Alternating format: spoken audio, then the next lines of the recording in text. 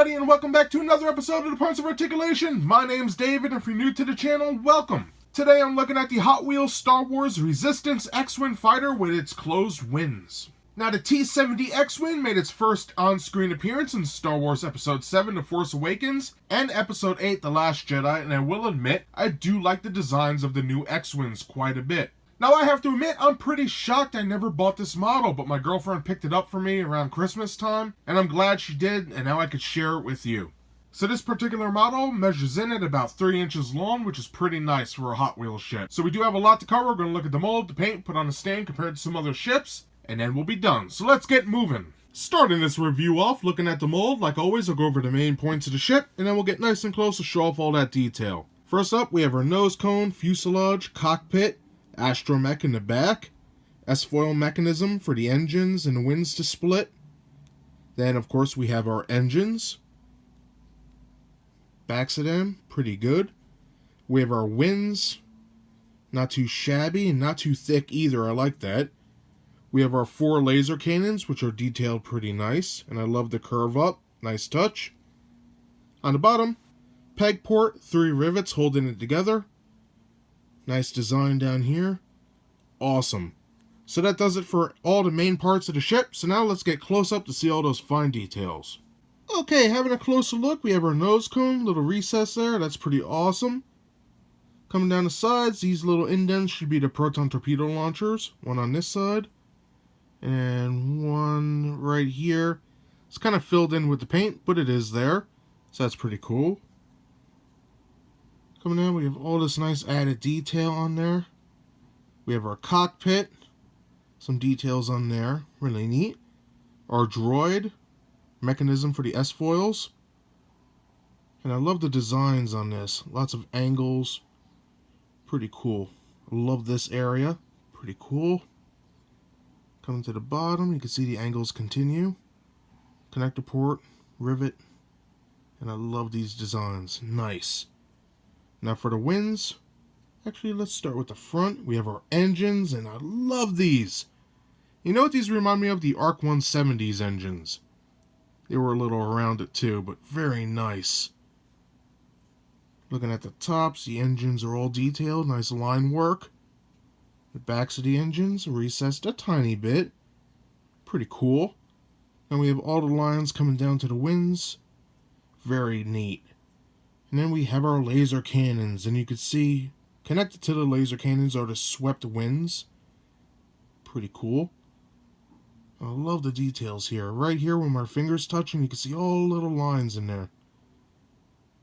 And of course we have our barrels, which came out pretty good. And that's the same for this side as well. All the little details. Nice. For the bottom we have our rivet. And some more line work, paneling, copyright crap, which is very nice. I think they did a decent job with this one. What do you guys think? Let me know in the comments below. So that's everything I have to say about the mold. So now let's take a look at the paint. Looking at the paint of the Resistance X-Wing, we have about 6 different colors here. The first one up is a nice off-white, light tan for the main color, and I think it's a nice choice. Pretty cool. Now on top of that, we have this nice shade of blue, and I love the detailing they put here to make it look all beat up. So that's pretty awesome. Again, made to look beat up. Around the engines, which is a nice touch. And on the bottom of the wings as well. Now on top of that, we do have light gray right here. And a lighter gray for the R2 or BB unit. So that's pretty awesome. We have silver for the cockpit, black for the windows, silver for the engines, and the backs. And that same silver is on the back of the laser cannons. So that's pretty awesome. And finally, we have dark gray for the S-foil mechanism next to the engines. All in all, a very nicely painted ship. So now let's put this bad boy back on a stand compared to some other ships, and then we'll be done. And just like most Hot Wheels ships, it comes with a cool translucent stand. Now this is one of the older ones. You can see the Rebellion/Resistance symbol right there, so that's pretty cool. So peg it in the port, hear that click, and then you're good to go. Now for a quick size comparison with the Resistance X-Wing with its closed wings, we have its counterpart with the open wings. And then on the right hand side we have the Resistance A-Wing. And for a little added bonus, here is the brand new Red 3 X-Wing Starfighter with its closed wings compared to our Resistance. And they go well together. And that does it today for my review of the Hot Wheels Star Wars Resistance X-Wing Fighter with closed wings. Again, this ship made its first on-screen appearance in Star Wars Episode 7 The Force Awakens, and for its length, it's about 3 inches long, which is good for a Hot Wheels. Now, I reviewed a couple Resistance X-Wings already, including Poe Dameron's, and on the whole, I am generally happy. Now, yes, I know they're not perfect, they do have thicker wings, which sort of kills the accuracy for me, but then again, all these ships are made for kids for the most part, so you gotta keep that in the back of your head. So what do I think about this X-Wing? First of all, the mold. I think they did a great job, especially in the wings.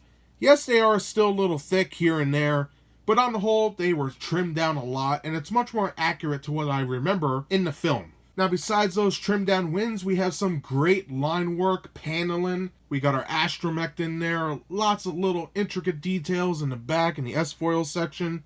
Awesome. Dealing with the paint, I think they did a great job yet again. They had 6 colors, and they did it wisely. They separated them, mixed them all up, and what sells it for me for the most part is the blue. They did that nice technique that makes it look beat up and scratched, and you can see it even on the side of the ship here. Nice touch. And I will admit, I'm a sucker for silver, and that is a nice silver on the engines and the cockpit. Pretty cool. Now with this model, you also get your translucent stand. Now I'm much more of a fan of the newer versions, much more collector friendly. But this one, you can put your finger through it if you're a kid, and you can fly the ship around, you know, going crazy here.